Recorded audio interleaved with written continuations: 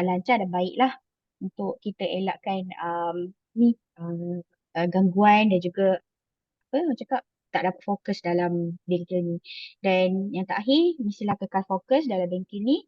Saya minta apa ni anda untuk terus fokus sebab bengkel ni takkan ambil masa yang lama, dia hanyalah 1 jam 30 minit sahaja dan elakkan untuk multitasking dan kekal fokuslah dalam bengkel ni. Jadi inilah sedikit pesanan sebelum kita bermula. Dan okay, saya teruskan. Dan sebelum kita bermula, saya ingin memperkenalkanlah siapa itu pengendali kebangsaan bagi program Ecoschools. Jadi marilah kita berkenalan ya. Pengendali kebangsaan Ecoschools adalah Green Growth Asia Foundation atau kita panggil GGAF. Jadi kami adalah saya bekerja di bawah Green Growth Asia Foundation dan saya adalah pengendali bagi program Ecoschools di negeri Pahang. Jadi GGAF ni adalah sebuah organisasi yang tidak berasaskan keuntungan yang berdaftar di bawah Suruhanjaya Syarikat Malaysia SSM, dan kami adalah salah satu organisasi yang aktif dalam mempromosikan tindakan pembangunan hijau dan mampan demi mencapai keseimbangan antara pembangunan ekonomi dan juga kita terangkum dalam sosial serta kelestarian alam sekitar. Kami juga membawakan beberapa program-program alam sekitar yang berasaskan pendidikan, seperti contohnya antara program terbesar kami adalah program Ecoschools ni sendiri. Dan matlamat kami di bawah pembangunan GGIF ni, kami bawa visi yang berdasarkan kepada 17 matlamat pembangunan mampan SDG yang dikemukakan oleh UN lah, Persatuan Bangsa-Bangsa Bersatu, serta UNESCO, Pendidikan Pembangunan Lestari ESG oleh UNESCO.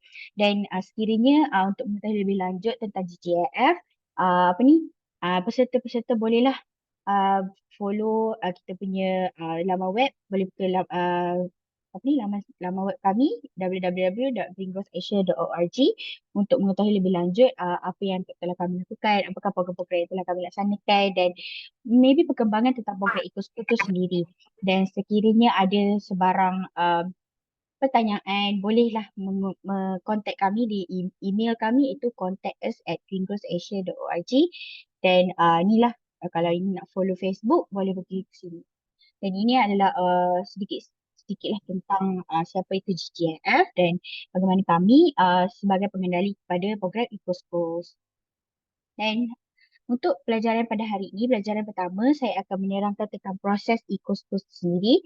Jadi sebelum ni saya ada buat seminar bersama dengan barisan pentadbir sekolah, iaitu pengetua dan juga barisan-barisan pentadbir lah, pengetua, guru besar dan juga barisan-barisan pentadbir sekolah. Jadi dan sekarang saya akan terangkan kepada mungkin kepada guru-guru secara roughly lah dan murid-murid secara roughly lah apa itu proses Ecoschools tu dan apa tu Ecoschools dan proses Ecoschools tu sendiri. Dan sejarah untuk Ecoschools adalah dia program Ecoschools ni mula diperkenalkan di Malaysia pada tahun 2011 oleh WWF Malaysia.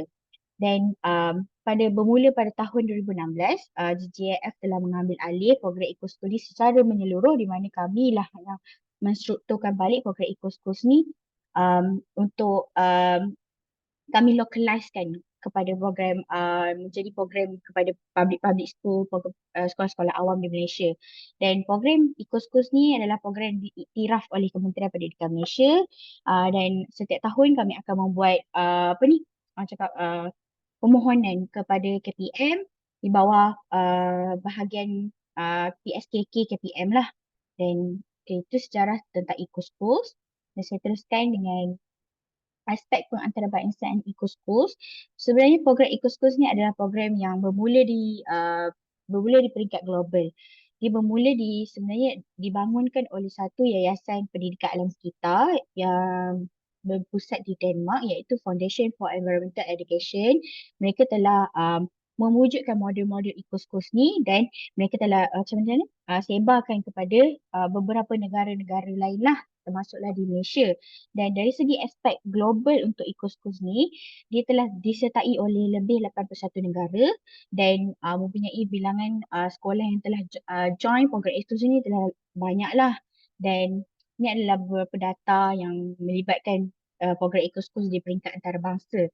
Dan Ecoschools ni adalah salah satu program sekolah lestari yang terbesar bukan sahaja di Malaysia tapi di dunia, dan dia bermula, dan program Eco-Schools ni dia bermula di dalam bilik darjah, dan kemudian kita berkembang, dia distrukturkan untuk berkembang kepada komuniti di mana kita melibatkan masyarakat setempat, dan tapi tonggak utama untuk program Eco-Schools ni adalah pelibatan generasi muda.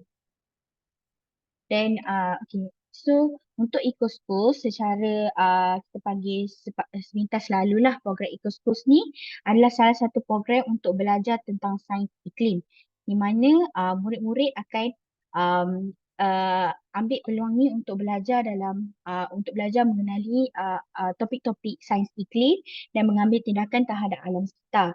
Dan kedua, program Eco-Schools ni adalah program yang diterapkan penyelesaian masalah alam sekitar di sekolah, di mana kita terdapat banyak masalah-masalah alam sekitar, tak kisahlah di bahagian dekat peringkat tempatan ataupun peringkat di luar negara. Apa ni, kiranya setiap pelajar tu sendiri dia tahu tentang masalah tersebut, dan dia apa ni, aplikasikannya di sekolah. Maksudnya dia tahu dan diselesaikannya bermula daripada sekolah sendiri, bermula daripada pendidikan tu sendiri. Dan program Eco-Schools ni juga adalah program yang berdasarkan data. Kita collect data. Contohnya salah satu pencapaian dan indikator pencapaian dalam program Eco-Schools adalah pengurangan karbon yang dikeluarkan di sekolah. Jadi untuk mengukur sejauh mana keberkesanan program Eco-Schools ni, kami akan collect data daripada sekolah dan kita akan tengok macam mana daripada projek-projek yang dilaksanakan dalam program Eco-Schools ni akan merubah keadaan persekitaran sekolah tu sendiri. Tapi at the same time, kita ambil data itu supaya lebih kukuh lah untuk kita tengok berapa banyak yang kita telah kurangkan karbon, dan macam itulah pelaksanaan Eco-Schools berdasarkan data ni. Dan seterusnya program Eco-Schools ni juga adalah kita integrasikan dia dalam kurikulum sekolah, dan dia adalah bukan aktiviti kelab semata-mata.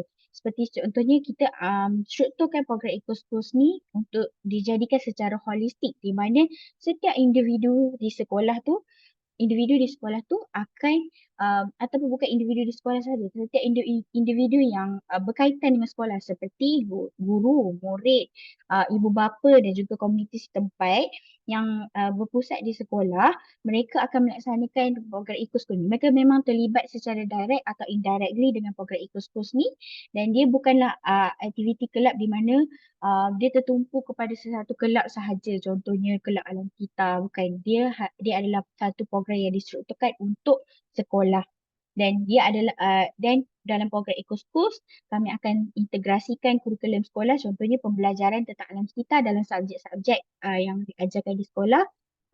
Bukan sahaja tentang subjek sains, malah subjek-subjek lain juga seperti contoh bahasa Melayu dan sebagainya, tapi kita terapkan pendidikan alam sekitar tu. Dan seterusnya untuk program Eco-Schools juga yang paling penting, ia adalah satu kaedah pembelajaran yang berasaskan projek, kita bagi PBL, di mana dalam program Eco-Schools ni murid akan membangunkan projek-projek eco dengan bantuan ibu dan juga dengan sokongan-sokongan komuniti lah. Dia akan membangunkan projek-projek Eco-Schools di sekolah, dan daripada situ kita akan terapkan pembelajaran di luar bilik darjah, di mana um, murid tu sendiri, murid-murid dapat ambil pengajaran daripada projek yang mereka laksanakan itu. Daripada situ mereka akan murid-murid akan monitor projek yang mereka telah laksanakan, dan di situ mereka lah yang menyelesaikan sendiri masalah alam sekitar yang ada kat sekolah mereka berdasarkan projek yang dibangunkan oleh mereka. Dan yang seterusnya daripada program Eco-Schools, pelajar macam saya cakap tadi, dia adalah kaedah pembelajaran berasaskan projek, di mana program Eco-Schools ni dia akan mengikut 12 tema persekitaran. Nanti saya akan terangkan lebih lanjut lah mengenai 12 tema persekitaran ni melalui projek-projek yang mereka akan bangunkan nanti. Dan program Eco-Schools ni bukanlah program yang kita panggil dia fast track. Dia adalah program yang pelaksanaan program selama 3 tahun. So kita tak paksa sekolah untuk laksanakan projek ni secara cepat. Kita boleh take time untuk kita menjadikan sekolah kita lebih eco. Itu kita susunkan struktur program ni adalah selama 3 tahun. Dan seperti saya cakap tadi, program ni dia telah diluluskan oleh Kementerian Pendidikan Malaysia, dan Melalui projek-projek eco ni, setelah mereka melaksanakan projek eco, kami akan mengiktiraf sekolah tersebut dan mengiktiraf usaha sekolah dalam membangunkan projek eco dan menjadikan sekolah lebih kondusif dan lebih mesra alam sekitar, dengan beberapa kita panggil anugerah lah. Anugerah tertinggi untuk program Eco Schools adalah anugerah, kita panggil anugerah bendera hijau, anugerah Green Flag. Dan setiap sekolah yang telah berjaya laksanakan Eco School dengan cemerlang akan dianugerahkan dengan anugerah Green Flag. Okay. Jadi untuk keunikan Eco Schools yang ada di Malaysia ni, yang pertama keunikan dia adalah kitaran selama 3 tahun. So 3 tahun pelaksanaan Eco Schools ni, pada tahun pertama iaitu kita bermula di Pahang, tahun ini adalah tahun pertama di mana kita berada di fasa persediaan. Guru-guru dan murid-murid diberikan input tentang apa itu program Eco Schools dan mereka akan bersedialah untuk laksanakan projek-projek tu pada tahun seterusnya. Dan pada tahun kedua untuk pelaksanaan Eco School ni adalah fasa pelaksanaan, di mana di sinilah kita tengok projek apa yang boleh dibangunkan dan bagaimana pelajar, murid-murid dan guru-guru dan ahli inilah komuniti sekolah dia monitor projek-projek eco dia orang di sekolah. Dan dari situlah kita tengok keberkesanannya.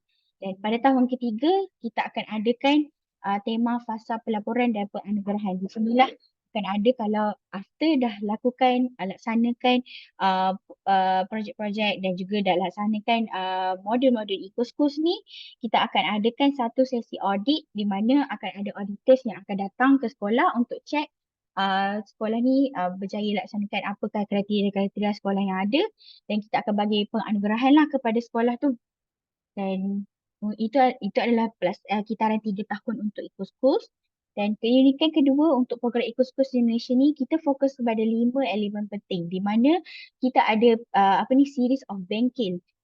Siri-siri bengkel di mana kita ada bengkel Eco Schools, kita akan ada bengkel tindakan, kita akan ada bengkel pedagogi untuk cikgu, untuk guru-guru, dan kita akan adakan kolaborasi antarabangsa di mana sekolah yang terlibat dengan Eco Schools, yang terpilih untuk Eco Schools, mereka ada mendapat peluang untuk berkolaborasi dengan sekolah-sekolah antarabangsa dan membawa nama sekolah tu di peringkat global lah. Dan yang kelima, kita memberi penganugerahan dan pengiktirafan atas usaha sekolah tu sendiri untuk menjadikan sekolah mereka lebih eco. Dan yang ketiga, keunikan Eco Schools adalah kita mendapat kolaborasi bukan sahaja di peringkat tempatan, malah kita ada kolaborasi di peringkat antarabangsa. So ini adalah senarai-senarai um, apa company atau syarikat-syarikat yang telah bekerjasama dengan kami dan organisasi-organisasi yang bekerjasama dengan GGIF dalam membangunkan program Eco Schools ni di sekolah, khususnya di Malaysia ni. Dan seterusnya, bagi faedah Eco Schools, dengan menyertai Eco Schools, kita memastikan adanya penyertaan golongan muda, khususnya murid-murid dalam mencapai kelestarian alam sekitar dengan berinteraksi dalam pembelajaran yang menyeronokkan. Dan kami providekan pembelajaran yang menyeronokkan dalam Eco Schools di mana ia adalah proses pembelajaran berasaskan projek. Dan ia secara tak langsung akan membentuk murid-murid yang dapat berfikir secara kritis dan mempunyai kemahiran membuat keputusan. Dan di samping itu, kita akan ingin menambah baik persekitaran sekolah dan mengurangkan kuantiti sampah yang ada di sekolah.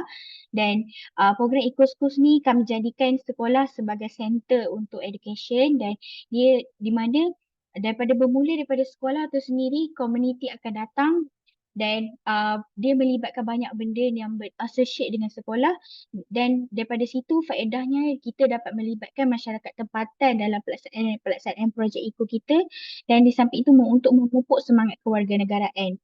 Dan seterusnya kita dapat membentuk guru-guru dan murid-murid yang berkemahiran tinggi dalam pelajaran sains iklim dan mampu berdaya saing di peringkat global. Dan seterusnya, obviously kita akan mengurangkan jejak karbon di sekolah dengan projek-projek eco di sekolah, projek-projek eco yang dilaksanakan di sekolah. Seperti contohnya kita akan laksanakan projek recycling di mana yang itu sendiri dah mengurangkan banyak jejak karbon di sekolah. Dan kita dalam program Eco Schools ni juga kita menyediakan aktiviti pembelajaran berasaskan projek supaya murid-murid ataupun komuniti sekolah ni berjaya untuk menangani masalah iklim bila mereka pergi ke dunia nyata. Mereka pergi keluar daripada sekolah dan mereka sedar akan kepentingan tak alam sekitar dan mereka sendiri akan menjadi orang cakap pemangkin untuk membawa perubahan. Dan yang terakhir, faedah yang kita dapat gather from Eco School program adalah kita melibatkan masyarakat tempatan lah dalam ni. Dan saya teruskan dengan slide seterusnya. Okey, jadi untuk Eco Schools program, kami telah yang ini adalah 7 langkah untuk memastikan apa ni program Eco Schools ni dilaksanakan di sekolah. Uh, Sekolah perlu mengikut 7 langkah ini untuk mendapat pengiktirafan bagi program Eco Schools. Yang pertama, pada hari ini kita akan pergi kepada uh, penubuhan jawatankuasa, mana selepas ini saya akan terangkan dengan lebih lanjut macam mana untuk menubuhkan jawatankuasa di sekolah. Dan untuk langkah kedua adalah melakukan kajian tema alam sekitar. Dan yang ketiga adalah mewujudkan pelan tindakan. Setelah kita buat kajian, kita akan adakan pelan tindakan. Dan keempat, pemantauan dan penilaian. Daripada pelan tindakan tu, kita akan laksanakan projek-projek eco. Dan daripada projek-projek eco tu, murid-murid dan guru-guru mestilah membuat pemantauan dan penilaian berdasarkan apa yang terjadi dalam projek eco school mereka. Dan yang kelima, integrasi kurikulum di mana kami menerapkan di pembelajaran dengan kiranya macam guru menerapkan tema pembelajaran alam sekitar ni dalam bahan-bahan rancangan pengajaran mereka lah, di mana kalau sains boleh masukkan tentang sains iklim dan sebagainya. Tak terhad kepada subjek sains sahaja tapi subjek lain juga. Dan yang keenam adalah jalinan dan jaringan, di mana di sinilah berlakunya kita pergi sebar luas lah kita punya di sekolah, aktiviti-aktiviti eco schools di sekolah. Dan kalau untuk jaringan-jalinan ni mungkin untuk menggalakkan lagi apa cakap kolaborasi dengan masyarakat-masyarakat di luar lah, komuniti-komuniti di luar ataupun syarikat-syarikat NGO di luar yang sudi untuk bekerjasama dengan sekolah. Dan yang terakhir adalah kod eco, di mana dalam kod eco ni sekolah mesti mewujudkan satu kita bagi kod yang mengatakan sekolah mereka adalah sekolah eco schools. Seperti contohnya kita boleh membuat nyanyian, boleh wujudkan lagu eco schools, boleh wujudkan kumpulan sorak eco schools dan boleh buat mural eco schools. Dia tak terhad kepada aktiviti macam lagu atau logo. Logo pun boleh. Dan ini adalah untuk menunjukkan sendiri sekolah itu adalah sekolah eco schools. Dan itulah sedikit sebanyak tentang 7 langkah eco schools yang kita akan pergi. Jadi guru-guru dan murid-murid jangan risau kerana setiap daripada langkah ni kami akan terangkan dalam bengkel, series of bengkel yang kami akan adakan. Seperti contohnya pada hari ini kita akan pergi ke pelajaran pertama, iaitu pembentukan jawatan kuasa lah, langkah yang pertama. Okey, jadi untuk anugerah Eco Schools, setelah sekolah melaksanakan 7 langkah dan membuat dengan baiklah dalam 7 langkah ni, mereka akan menerima penganugerahan daripada kami. Kami akan berikan mengikut kategori di sinilah. Ada anugerah yang paling tertinggi adalah anugerah, kita panggil anugerah bendera hijau, anugerah green flag, di mana ia adalah anugerah yang sekolah itu diiktiraf di peringkat antarabangsa, Eco Schools yang di peringkat antarabangsa. Dan ini adalah beberapa kriteria lah um, yang cakap associate with this award, anugerah inilah. Dan selain daripada anugerah bendera hijau, kami akan bagi juga kelas sikit, tapi lower dan anugerah bendera hijau kita akan ada anugerah perak dan juga anugerah bangsa. Okey, jadi pada hari ini adalah kita cakap schedule untuk program Eco Schools ni. Sekiranya sekolah apa apa ni berminat untuk menyertai Eco Schools, mereka perlu menghadiri menyertai bengkel-bengkel dan juga seminar yang disenaraikan dalam slide inilah. Contoh pada tahun pertama, kita di tahun pertama, dan pada hari itu kami dah adakan seminar 1 pada bulan April, dan sekarang kita mula dengan workshop pertama, bengkel pertama lah pada hari ini, dan seterusnya kami ada series of bengkel untuk tahun ni lah. Dan untuk tahun seterusnya begitu jugalah, kami akan adakan bengkel-bengkel lain juga. Dan untuk penyertaan bengkel ni, kami tak terhad kepada murid yang sama saja, guru yang sama saja, tak. sekiranya ada guru lain yang boleh yang berminat dan murid lain yang berminat, mungkin boleh pergi ke bengkel-bengkel lain seperti tak semestinya murid yang menyertai hari ini boleh pergi ke bengkel seterusnya, tak boleh boleh juga murid lain yang menyertai dan mereka pergi. Kiranya kita tak terhadlah murid yang sama je pergi ke bengkel Eco Schools. Kita memang nak involve semua murid boleh pergi ke semua bengkel Eco Schools dan termasuk juga lah dengan guru-guru. Dan okay. Okay, ini saja untuk schedule untuk Eco Schools. Nanti saya akan maklumkan lagi lah dari semasa ke semasa bila tarikh yang kami akan adakan bengkel yang kedua dan bengkel ketiga dan sebagainya. Okey. Dan seterusnya kita akan masuk kepada pelajaran kedua iaitu tema persekitaran yang ada dalam Eco Schools.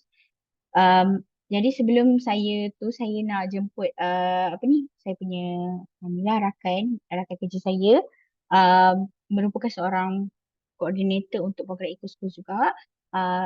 Cik Nurul Najaha untuk terangkan tentang pelajaran kedua.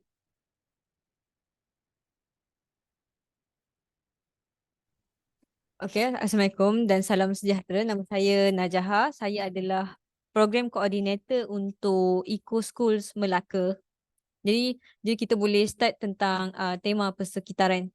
Next slide please.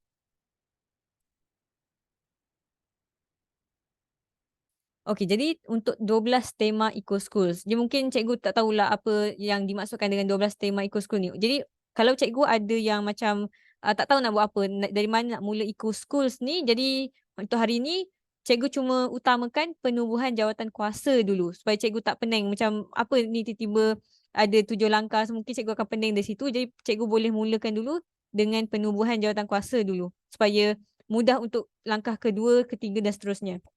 Okey, jadi untuk 12 tema Eco School, untuk langkah kedua nanti, pelajar-pelajar kena buat satu kajian alam sekitar di kawasan sekolah. Berdasarkan 12 tema ni, kita akan ada sediakan kuesioner untuk sekolah untuk pelajar jawab. Berdasarkan 12 tema tu, pelajar kena tick. Okey, dia kena jalan satu kawasan sekolah tu, dia akan tengoklah mana yang tema yang ada kritikal masalahnya di kawasan sekolah. Jadi contoh biodiversity. Contoh mungkin dekat kawasan sekolah tu macam saya pergi SJKCC Putih Perak, pelajar-pelajar ni untuk naikkan kreativiti ataupun keriangan dalam sekolah tu, dia buat zoo dalam sekolah. Itu adalah contoh-contoh projek dari segi biodiversity yang sekolah boleh buat. Macam kat SJKCC Putih Perak tu dia ada burung merak, dia ada ayam yang rare macam itulah. Jadi untuk tema yang kedua adalah tema air. Jadi kalau pelajar-pelajar perasan, contoh dekat sekolah ada masalah air punya bil air meningkat.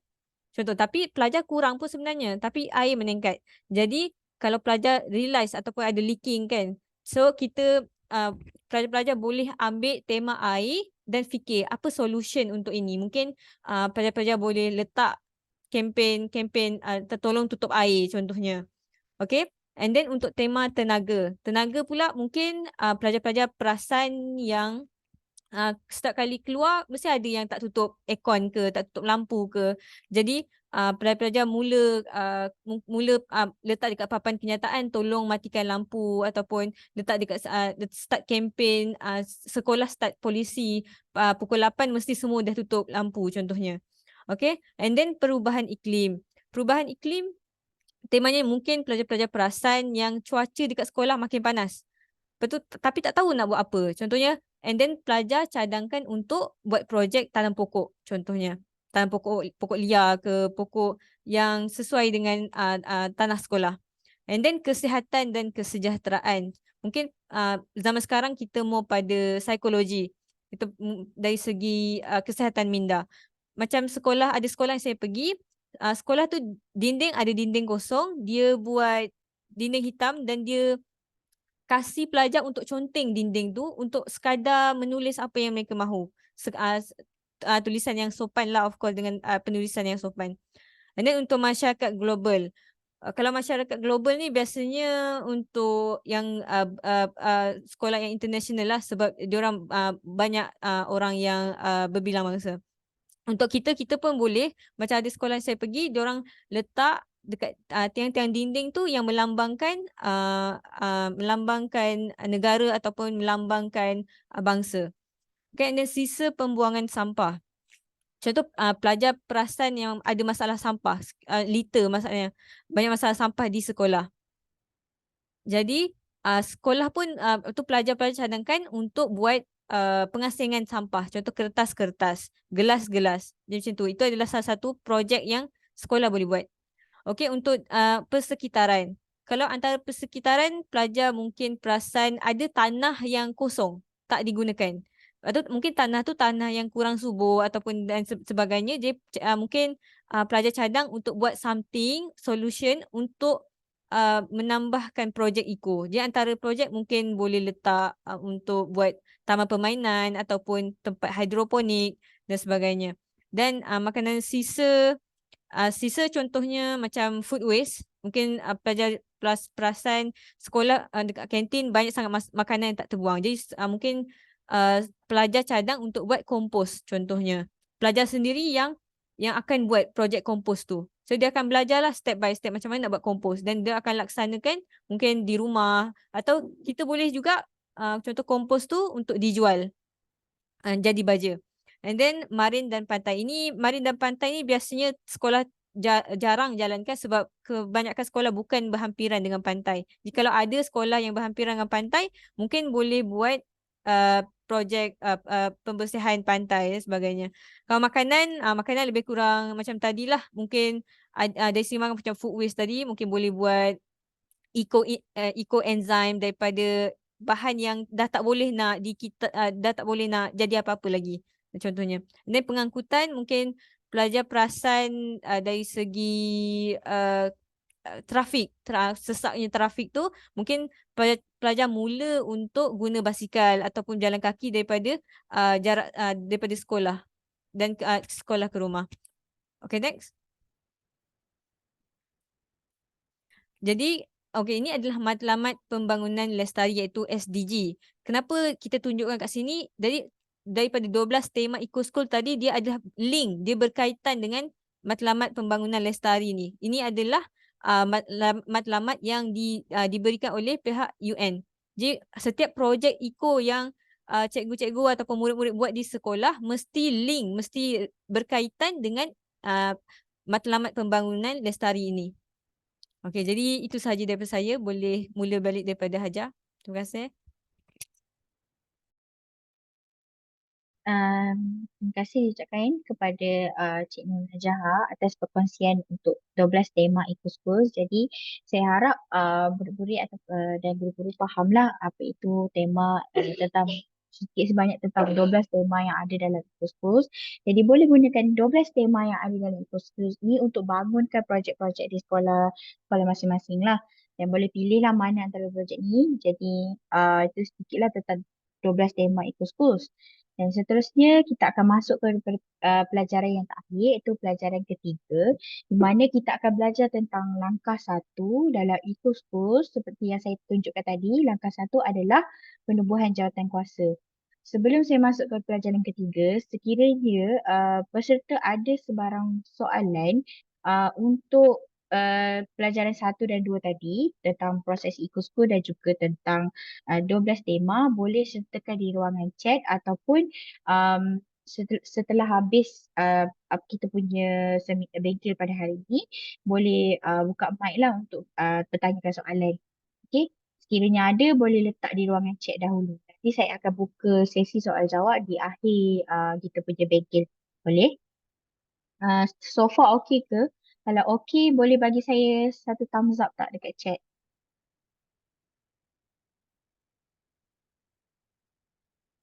Okey, okey, okey. Alhamdulillah. Okey.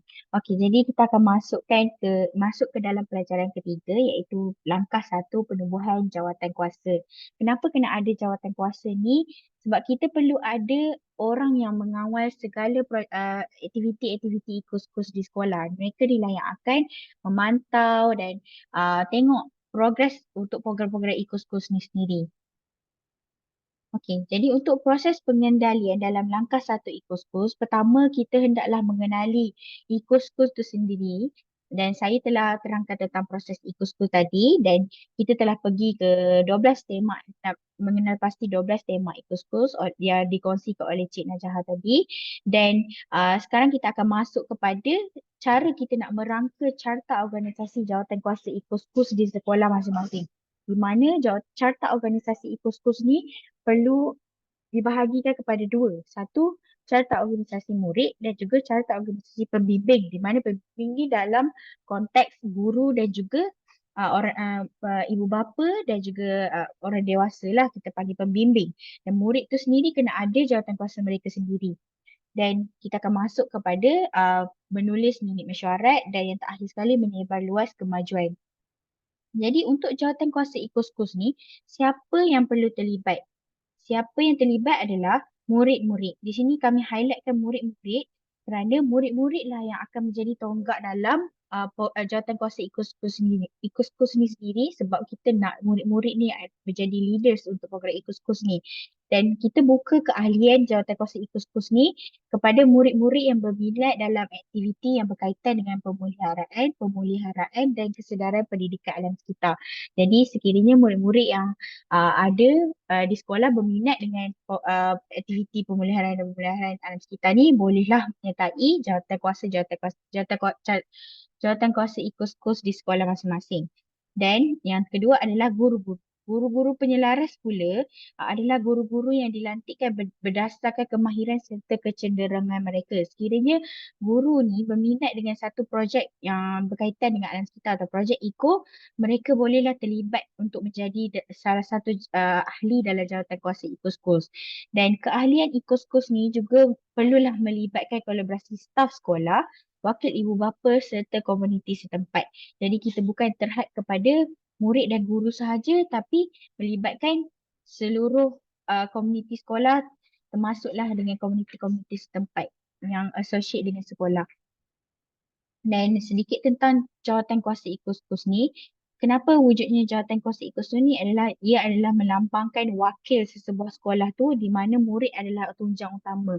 Murid perlu menjadi tunjang utama dalam jawatankuasa Ecoschools ni. Mereka lah yang menggerakkan tapi dengan bimbingan guru-guru lah dan mereka perlu mengadakan mesyuarat secara berkala di mana mesyuarat ni diadakan untuk mengikuti atau memantau perkembangan terkini projek-projek Ecoschools yang ada ke sekolah ataupun perkembangan program Ecoschools itu sendiri di sekolah.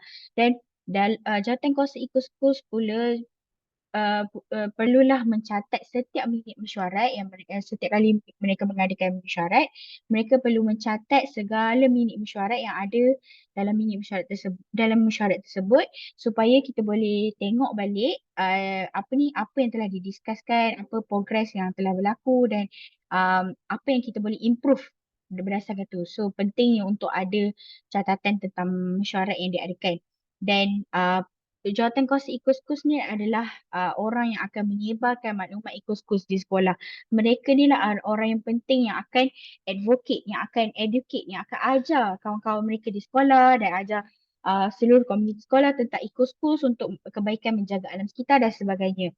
Dan kelima, mereka ni lah jawatankuasa Ecoschools ni adalah orang yang akan memastikan rangka kerja setiap projek Ecoschools tu diikuti mengikut apa yang telah dirancang. Okay. Jadi komponen untuk jawatankuasa Ecoschools ni mestilah melibatkan yang pertama adalah murid. Murid ni mestilah menyertai program Ecoschools ni kerana minat mereka dan mereka mestilah menyertai secara sukarela dan tidak dipaksa. Dan umur untuk menyertai program Ecoschools ni seeloknya kita ambil murid-murid yang sesuai dengan pelaksanaan 3 tahun program Ecoschools ni sebab contohnya kalau kita ambil murid daripada contoh kita start tahun ini dan murid yang kita pilih tu adalah murid di tingkatan 1. So by the time tahun 2026 habis program Ecoschools, pelaksanaan Ecoschools, mereka masih lagi berada di sekolah. Mereka masih lagi berada di sekolah dan mereka boleh lagi maksudnya masih lagi associate dengan sekolah lah. Mereka tidak keluar ke sekolah. Contoh kalau cikgu ambil murid-murid yang dah tahun 6 ke atas, mereka mungkin by the time kita dah ada kat penganugerahan, mereka tak sempat lah untuk habiskan projek mereka sebab mereka terpaksa berpindah ke sekolah menengah dan sebagainya. Sebab tu saya mention kat sini, pilihlah murid-murid yang umurnya sesuai untuk pelaksanaan 3 tahun IKUS-KUS tu. Dan daripada segi guru pula, pemilihan guru dalam jawatankuasa IKUS ni mestilah berkemahiran dalam bidang tertentu. Contohnya guru-guru yang pandai IT, sebab dalam program IKUS ni kami bukan, model dia bukan, kami menerapkan juga pendidikan secara digital di mana lepas-lepas ni kita akan adakan bengkel online dan di mana kita terapkanlah uh, pelajaran digital tu dalam program IKUS. Dan kita perlukan jugalah guru-guru yang berkemahiran dalam bidang IT, dan guru-guru kalau ada yang berminat dalam bidang pertanian, mereka boleh wujudkan projek edible garden, projek penanaman, hidroponik dan sebagainya, dan guru-guru STEM dan lain-lain lah. Tapi tidak terhadlah kepada guru-guru sains sahaja. Kita buka kepada semua guru-guru yang berminat, sekiranya mereka berminat dan berkemahiran dan mereka mampu untuk membawa satu projek tu lah. Dan kita juga mestilah melibatkan pihak pengurusan. Contohnya SW Corp. Kiranya kita ada ahli daripada SW Corp yang menyertai program EcoSchool kita. Macam dan salah satu jawatankuasa tu ada daripada kalangan mereka tu terlibat sekali. Mereka ni mungkin boleh jadi penasihat kepada kita ataupun mereka boleh bagi sumbangan ataupun boleh bagi kita support lah dari segi macam buat program dan sebagainya di sekolah. Dan jika staf bukan pengajar pula, kita boleh libatkan pengusaha kantin di mana kita masukkanlah nama mereka dalam jawatankuasa IKUS ni supaya mereka tahu sekolah ni adalah sekolah IKUS dan kami mengamalkan konsep IKUS di sekolah. Jadi dia orang aware lah tentang program IKUS ni di sekolah. Untuk wakil komuniti pula, sekiranya ada NGO yang sekolah sebelum-sebelum ni setelah ada NGO yang telah bekerjasama dengan sekolah, mereka boleh juga terlibat dalam jawatankuasa IKUS ni. Masukkan nama mereka dalam jawatankuasa IKUS ni supaya mereka pun tahu tentang program IKUS ni dan mereka mungkin lepas ni lebih rancak lah dia punya kolaborasi tu antara sekolah dan juga pihak NGO. Dan semestinya kita perlukan sokongan daripada ibu bapa. Mungkin selepas ni bengkel-bengkel kalau berkesempatan kita akan jemput jugalah ibu bapa untuk menyertai bengkel-bengkel yang kami akan laksanakan supaya mereka pun sama-sama ikut kita untuk laksanakan IKUS ni di sekolah. Okay. Ni adalah contoh komponen ahli jawatankuasa IKUS. Sekiranya ada yang kurang pasti, minta tuliskan soalan anda di ruangan chat lah. Okay. Jadi untuk langkah 1 ni ada 4 elemen penting yang kita kena titik berat lah. Saya titik beratkan dalam elemen penting dalam langkah 1 ni. Yang pertama kita kena ada carta organisasi. Setiap kali kita tubuhkan jawatankuasa, kita mesti ada carta organisasi dan carta organisasi ni kita mesti simpan, kita mesti catat, kita mesti rangkakan dan simpankan dalam data IKUS kita. Okay. Dan ni adalah contoh. Ni contoh sahaja template jawatan organisasi yang kita boleh laksanakan, yang kita boleh bangunkan. Jadi saya akan pergi ni adalah template sahajalah. Kalau cikgu nak gunakan atau murid-murid nak gunakan boleh, ataupun ada template sendiri yang mereka ada sendiri, sekolah ada sendiri, bolehlah gunakan. Ini hanyalah cadangan daripada pihak kami sahaja. Dan saya akan pergi kepada peranan ahli jawatankuasa, antara elemen penting juga dalam langkah 1. Peranan ahli jawatankuasa ni saya akan pergi satu persatu. Daripada atas sekali, tadi kita ada dah lihat carta organisasi ni, kita mulakan dengan pengerusi, timbalan pengerusi, tersusun dan bendahari. Dan ini adalah hierarki teratas lah dalam jawatankuasa IKUS, di mana pengerusi ni selalunya kami galakkan adalah kalau dalam jawatankuasa murid yang mampu memimpin lah untuk memimpin satu organisasi, dan juga murid yang dia ada orang cakap minat lah dalam program IKUS ni. Dan kalau tugas untuk pengerusi adalah menyampaikan dan menyebarkan maklumat dan memastikan jawatankuasa memainkan peranan dengan baik. Dan timbalan pengerusi biasalah macam pengerusi, membantu pengerusi menjalankan peranan sebagai pengerusi sekiranya tiada ketiadaan pengerusi. Dan untuk setiausaha berhubung dengan semua ketua dan ahli jawatankuasa, memastikan semua minit mesyuarat, salinan kertas kerja dan laporan diserahkan kepada HK dokumentasi. Mana setiausaha ni lah dia akan buat, dia tulis minit mesyuarat, dia akan letakkan minit mesyuarat dan dia akan tuliskan kertas kerja dan tuliskan laporan progres ikut kos. Dan untuk bendahari, seperti namanya lah, bendahari melibatkan finance ataupun wang ringgit lah, dan segala perbelanjaan mestilah melalui bendahari dululah untuk program projek. Okey, jadi ini adalah cadangan untuk ketua-ketua yang boleh ada di bawah jawatankuasa Ecoschools. Saya highlightkan kat sini ada 5 ketua ni kerana setiap daripada ketua ni memang memainkan peranan penting. Sekiranya kalau boleh setiap sekolah mesti ada kelima-lima ketua ni lah untuk memudahkan program Ecoschools ni berlangsung. Contohnya, kalau ketua perhubungan awam ni, dia akan mengumpulkan maklumat-maklumat tentang Ecoschools Global. Tugas mereka ni dia akan buat perhubungan atau buat jalinan dengan global sekiranya, dan mereka ni lah ketua perhubungan awam ni lah yang mengaturkan komunikasi dan mengaturkan sekiranya kita ada persidangan di atas talian dengan sekolah luar, mereka ni lah yang akan susun, mereka ni lah akan menjadi spokesperson lah, akan bercakap bagi pihak jawatankuasa itu sendiri, bagi pihak sekolah. Dan untuk ketua data dan dokumentasi, macam saya cakap tadi pada awal tadi, program Ecoschools ni adalah program berdasarkan data. Dan sekiranya kita ada jawatankuasa data dan dokumentasi ni, ini memudahkan kerja kita untuk rekodkan setiap kemajuan tu. So kiranya ketua data dan dokumentasi ni akan rekodkan dan laporkan setiap pembangunan setiap projek-projek Ecoschools tu. Dan untuk ketua media pula, dia akan jagakan bahagian social media. So sekarang kita generasi muda banyak yang suka tentang media sosial, dan tak salah untuk kita wujudkan satu ketua media, dan melalui media sosial ni kita sebenarnya boleh menyebarkan program-program Ecoschools ni kita keluar.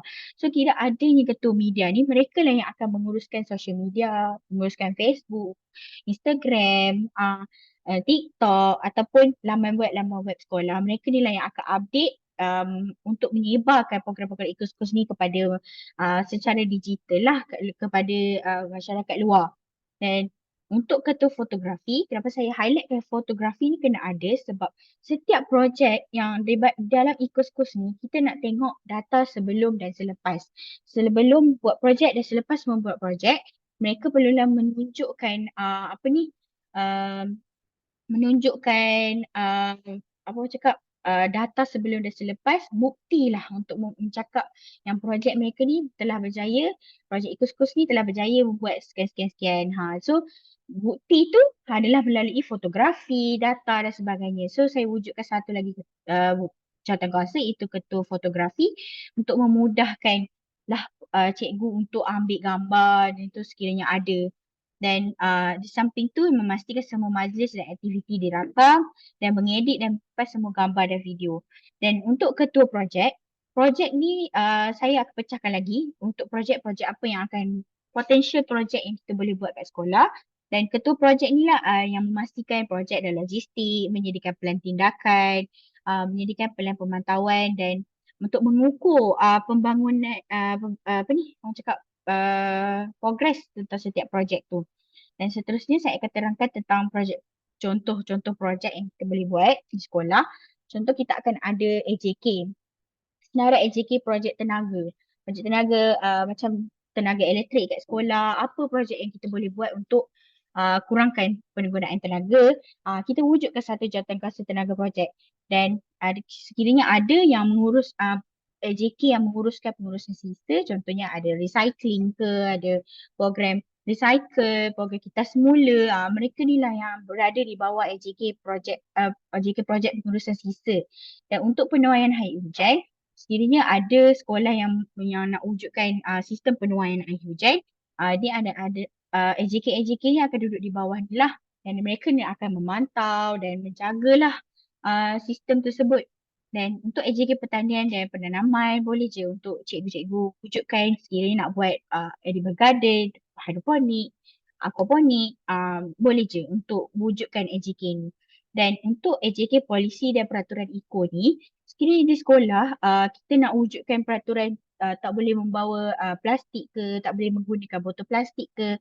So AJK ni lah akan merangkakan peraturan-peraturan atau polisi-polisi IKO yang kita boleh laksanakan sekolah, dan mereka ni lah akan macam propose, bagi tahu dekat pentadbir, kita nak buat macam ni. Mereka ni lah yang akan buat macam tu. So dengan adanya AJK polisi ni, kita dapat wujudkan polisi atau peraturan IKO di sekolah.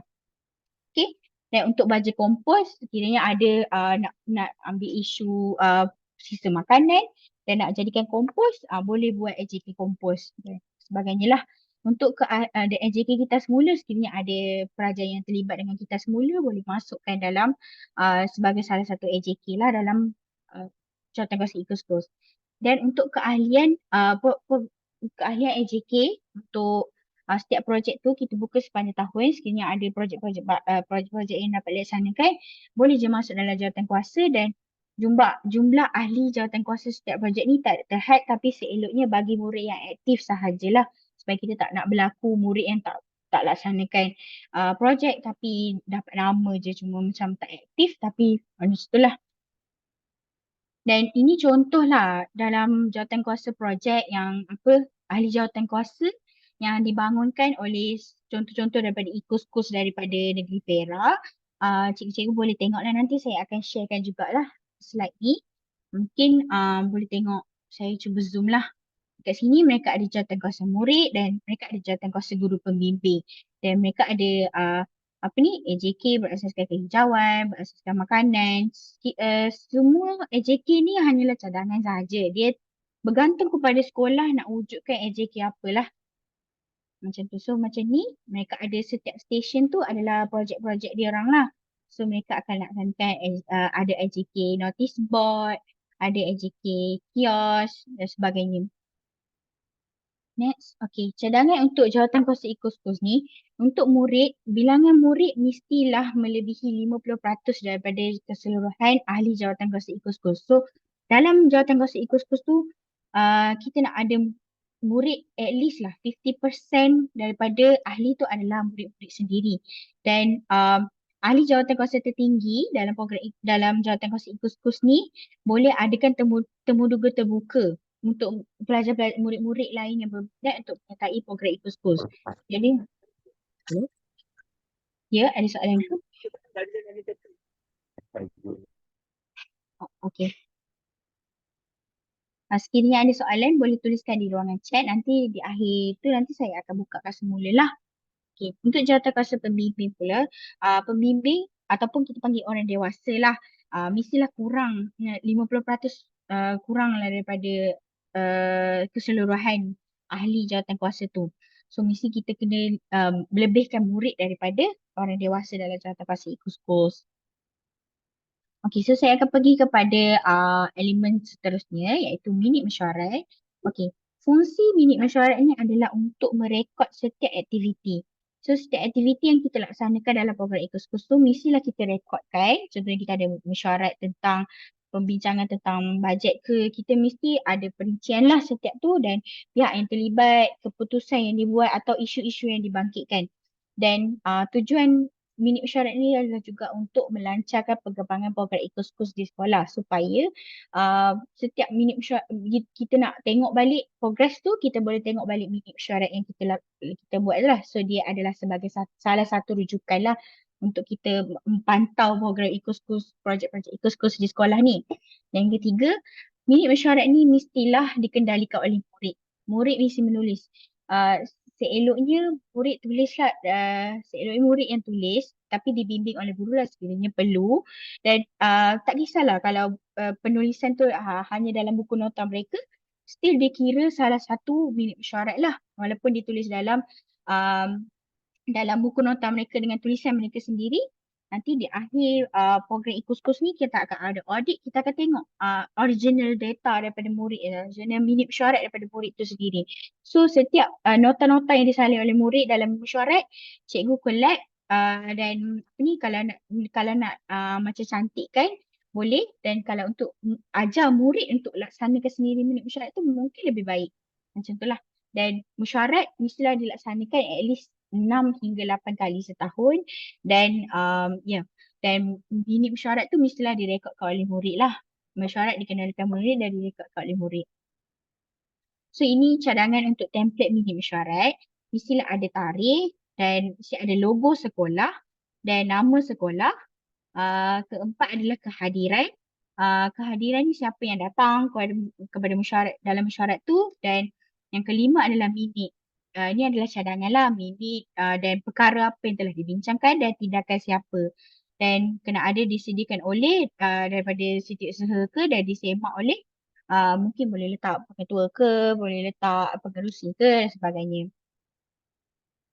Okey, dan setelah kita melaksanakan mesyuarat dan laksanakan dah ada satu jawatan kuasa, kita kenalah sebar luas kemajuan kita lah, macam sebarkan tentang jawatankuasa eco-schools kita. So caranya kita boleh letak kat social media, kita boleh letak dekat website, and then kita boleh wujudkan satu notice board dekat sekolah yang mengatakan ini adalah jawatankuasa eco-schools kami. So murid-murid lain boleh tengok dan boleh ni lah dia orang tahu tentang kewujudannya jawatankuasa eco-schools ni. So ini adalah orang-orang yang bertanggungjawab untuk laksanakannya. So ini adalah salah satu cara yang kita boleh sebar luas kita punya jawatankuasa lah.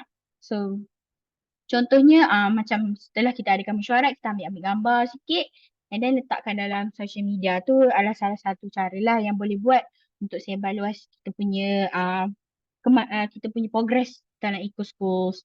So ni contoh dah tubuhkan jawatankuasa, dah ada minit mesyuarat pertama, boleh ambil gambar dan letakkan dalam Facebook, boleh letak dalam Instagram, boleh letak kat notice board, dan dalam mesyuarat ambil gambar, kita ada JK fotografi, boleh ambil gambar dan sebagainya. Okay, so untuk penanda aras bagi langkah satu ni, sekolah melantik orang dewasa dari sekolah dan komuniti untuk menyertai jawatankuasa eco-schools. Jawatankuasa eco-schools ni atau kita panggil dia eco-committee untuk projek atau tugas dalam jangka pendek sahaja. Maksudnya orang dewasa ni dia bantu sebagai pembimbing saja, murid yang melaksanakan lepas tu. Dan untuk memastikan kesinambungan, 25% daripada ahli jawatankuasa perlu memberi komitmen selama 2 tahun untuk eco-committee ni. Contohnya macam sekiranya dia dah menyertai, dia kena bagi komitmen lah. Sebab dia tak nak lah nanti berubah-ubah, susah untuk kita pantau projek tu ataupun projek tu terbengkalai ke macam mana. So mestilah 25% daripada ahli jawatankuasa tu perlu memberi komitmen lah. Dan mesyuarat perlu diadakan ataupun perjumpaan rasmi perlu diadakan sekurang-kurangnya 6 hingga 8 kali. So setiap kali ada mesyuarat, cikgu murid-murid catat, ahli jawatankuasa ni catat siapa yang hadir. So kita ada bukti yang kita ada mesyuarat 6 hingga 8 kali ni. Pastikan setiap apa yang anda lakukan dalam program eco-schools ni ada bukti supaya kita boleh tunjukkan semasa audit nanti. Dan minit mesyuarat, setiap kali adakan minit mesyuarat yang telah disahkan, mestilah kita sebarkan. Maksudnya letak kat papan kenyataan ke, letak dekat laman web ke, letak dekat Facebook ke dan sebagainya. Bukti lah kita adakan minit mesyuarat eco-schools. Kita adakan mesyuarat eco-schools. Dan laporan mesyuarat eco-schools, kalau boleh kita bentangkanlah kepada pelajar-pelajar lain, pentadbir sekolah ataupun ibu bapa. Kira mereka aware lah tentang program-program eco-schools ni dan perkembangan setiap projek-projek eco-schools tu. Dan sebenarnya nama ahli jawatankuasa eco-schools ni, sekiranya nanti akan ada permohonan untuk penganugerahan, mestilah sertakan semua senarai nama ahli jawatankuasa eco-schools ni nanti. Okay, so untuk pelibatan murid mestilah macam saya cakap tadi, mestilah merangkumi lebih daripada 50% ahli jawatan eco-schools. Ni yang paling penting lah, murid adalah tonggak dalam jawatankuasa eco-schools ni. 50% dalam jawatankuasa tu adalah murid. Dan murid yang menyertai ahli, maksudnya mereka bukan jawatankuasa tertinggi, mereka ada ahli, mestilah dipilih atau dicalonkan oleh murid lain. Dan ahli jawatankuasa pelajar eco-schools bertanggungjawab untuk mengetuai mesyuarat. Dan jika perlu bimbingan orang dewasa, mungkin guru-guru boleh ambil alih lah. dan ahli jawatankuasa murid bertanggungjawab dalam melaporkan kepada semua murid tentang progres e-course di sekolah. Dan macam saya cakap tadi, perlu menerbitkan bilik mesyuarat lah. Dan untuk langkah 1 ni, sekiranya hendak memohon kepada penganugerahan Green Flag, dalam langkah 1 mesti ada PIBG, Persatuan Ibu Bapa dan Guru atau Lembaga Pengarah Penuh atau Majlis Tempatan atau agensi kerajaan atau bukan kerajaan, dan murid yang menawarkan diri dan mereka ni sukarela untuk menjadi ahli jawatan terlibat dalam jawatankuasa e-course, dan murid sendiri diberi peluang untuk mencalonkan berupa ahli dewasa dalam jawatankuasa. Dan jawatankuasa e-course perlulah berjumpa sekurang-kurangnya 4 kali setahun, dan minit mesyuarat disimpan di bawah tanggungjawab bersama jawatankuasa. So setiap minit mesyuarat mestilah disimpan, setiap bukti gambar mestilah disimpanlah oleh murid dan juga dewasa. Dan minit mesyuarat mestilah diletakkan di dalam papan kenyataan e-course. Dan macam saya cakap tadi, laporan nak dibentangkan kepada pihak pengurusan. Murid-murid dalam jawatankuasa ini bertanggungjawab untuk berunding dengan rakan mereka dan melaporkan hasil mesyuarat kepada seluruh sekolah. Okey, contoh kita boleh buat ialah kita boleh belaskan dalam perhimpunan ke, boleh cakap dalam perhimpunan ke, boleh cakap dekat notice board ke, boleh macam itulah. Terpulang kepada macam mana sekolah nak menyebar luas tu kepada murid-murid lain. Okey, jadi saya rasa untuk tu saja untuk pelajaran yang ketiga. Ada beberapa perkara lagi saya akan bincangkan selepas ni. Jadi saya akan buka sesi soal jawab sekiranya ada soalan. Saya ada menerima beberapa soalan dalam chat, saya akan bacalah.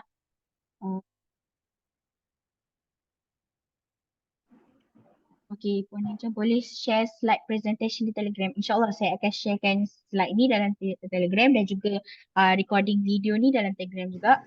Senat petang ada grup yang khas ke? Masukkan grup Puan jika ada mohon add kan? Ada. Nanti saya akan masukkan sekali grup Telegram. Sebarang komunikasi akan melalui situlah. Okey, Puan, adakah program yang mendapat bantuan dari kewangan daripada GCF? GCF akan mendapat bantuan kewangan daripada syarikat luar lah, dan kami akan salurkan kepada sekolah sekiranya ada. Betul dah saya cikgu. Gambar buduk. Okey, mohon bercakap tentang penetapan jumlah AJK dan projek. Ya, tidak menjadi masalah sekiranya beberapa AJK sahaja, maksudnya tak terhad lah jumlah AJK tu. Assalamualaikum, saya harap semua ya, saya akan saya akan kongsikan slide ni dalam group dan video recording juga.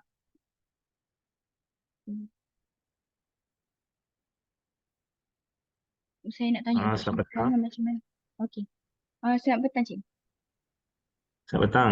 Saya Cikgu Ya, Kati daripada SD Mahmud Rao. Cuma Ya. terima kasihlah atas penjelasan Puan Siti dan juga Puan Nurul lah tadi. Cuma saya nak tanya, kalau contohnya di sekolah kita laksanakan projek ini, adakah semestinya ikut aturan tu selama 3 tahun ataupun kita dah laksanakan, sedang dilaksanakan, dalam setahun kita dah selesai kita punya projek tu, bagaimana tu? So adakah Okey. kita lapor pada bahagian GJAF ni macam mana? Okey.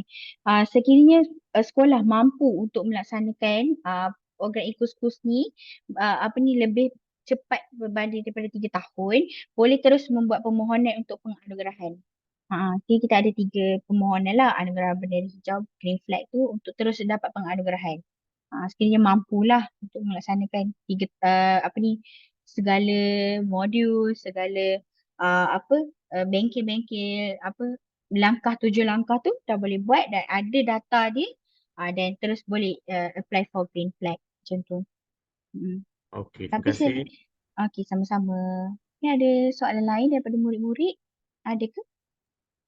Okey, ada soalan daripada Cikgu Said Amirul Irsyad. Dia kata projek kena ikut 12 tema ataupun pilih satu daripada 12 tema.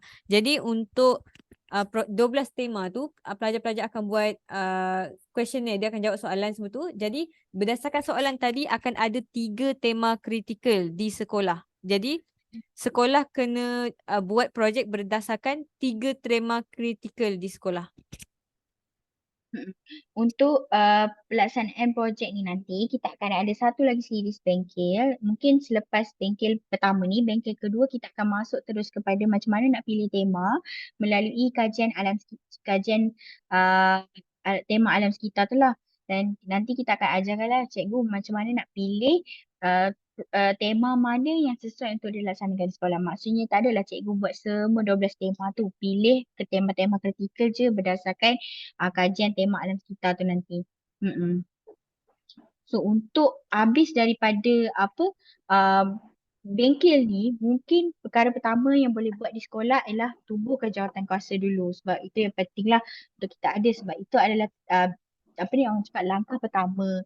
So sekiranya cikgu dah faham tentang bengkel kita pada hari ini, pengisian bengkel, mungkin benda pertama boleh buat di sekolah adalah menubuhkan jawatan kuasa dan seterusnya kita akan discuss lah macam mana cikgu nak pilih tema-tema ini untuk laksanakan projek-projek di sekolah. Macam tu.